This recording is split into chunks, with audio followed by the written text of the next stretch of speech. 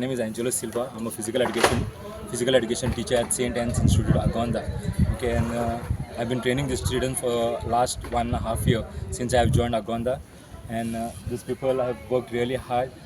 They have fought, and today really it looks nice because each one played their role. Whatever was told to them, they put in the efforts because we had to face the giants of salsa, that is Fatima. So these people made me proud, like by winning today's match.